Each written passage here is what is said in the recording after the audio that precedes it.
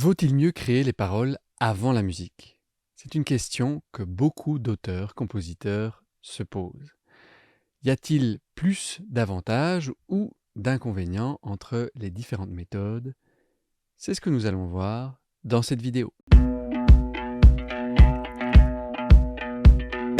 Bienvenue sur Méthode Chanson, le meilleur endroit pour aller plus loin et plus vite dans la concrétisation de vos projets musicaux. Si vous êtes nouveau ici, songez à vous abonner car je publie de nouveaux tutos chaque semaine. Personnellement, je crée régulièrement mes paroles avant la musique. Pourquoi? Parce que j'aime le fait de remplir de textes, de vers, l'histoire que j'ai imaginée à l'avance, quitte à légèrement la modifier au moment de la réflexion, de la création. Je suis donc libre de structurer la chanson comme je l'entends, avec ou sans refrain, avec le nombre de couplets dont j'ai envie, avec un pont ou pas, etc. Mais chaque méthode d'écriture de chanson a ses contraintes. Ici, il y a une règle à respecter. Il s'agit de créer un texte avec une cohérence entre le nombre de couplets et de refrains. On parle de dessin global du texte. C'est ce que vous voyez concrètement sur votre feuille ou votre écran d'ordinateur. Il faut un dessin harmonieux. Il faut que ce soit beau à voir. Donc si vous avez des longueurs comme ça et puis comme ça va pas aller. Donc, si vous avez des couplets avec des longueurs de pied qui sont trop différents, donc par exemple un seul couplet avant le premier refrain, puis 6 avant le deuxième, puis 3 avant le dernier, ça risque d'être compliqué d'écrire une mélodie qui pourra correspondre à ce chaos. Il faut une certaine régularité de structure et de rime.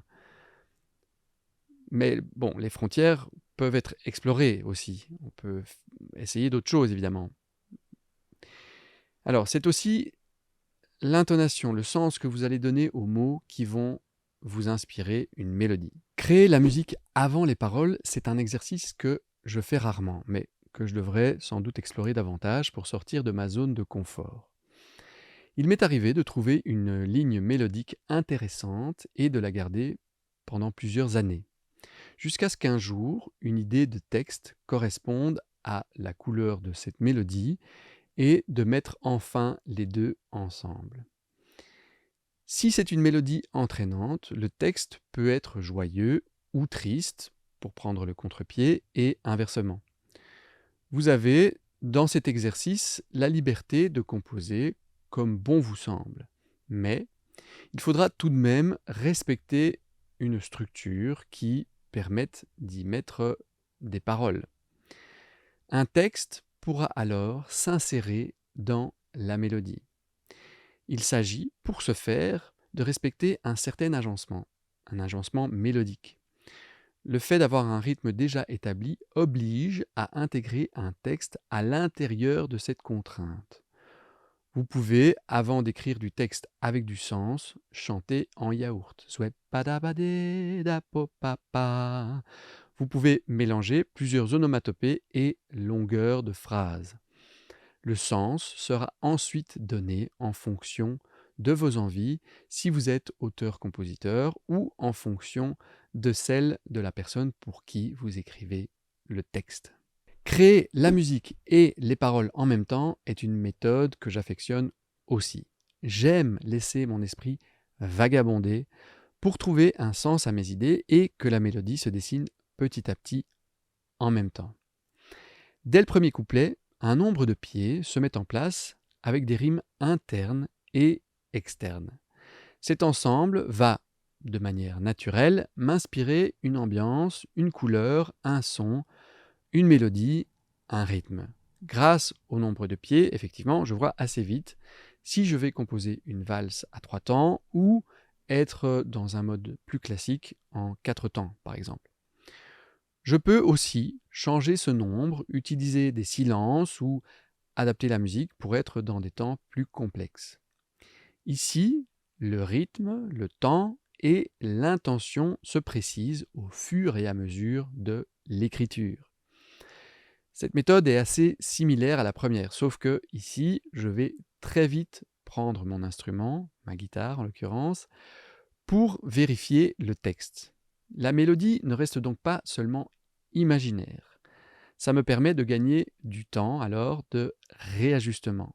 En effet, quand je crée d'abord les paroles, il arrive souvent que je doive modifier plus ou moins fortement mon texte en fonction de la mélodie trouvée. Pourquoi? Parce que parfois le texte ne sonne tout simplement pas comme il faut.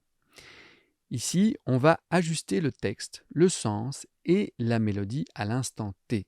Les uns vont entraîner les autres. Quelle que soit la méthode utilisée, il est intéressant de tenir compte de l'exigence radiophonique. C'est quoi? C'est le temps conseillé, la contrainte imposée par les radios qui va correspondre à la longueur de la chanson pour pouvoir être diffusée, passée en radio.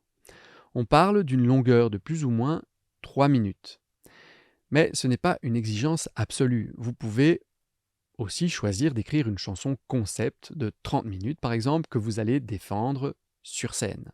Vous l'aurez compris, écrire avant, après ou pendant est une question d'affinité avec l'une ou l'autre méthode lors d'une période de votre vie. À vous d'explorer ces différentes méthodes pour trouver celle du moment avec laquelle vous êtes le plus efficace, avec laquelle c'est plus facile maintenant, avec laquelle vous êtes le plus en phase. N'hésitez pas ensuite à utiliser les autres méthodes pour sortir de votre zone de confort et créer des surprises. L'essentiel, en tout cas, est de prendre du plaisir.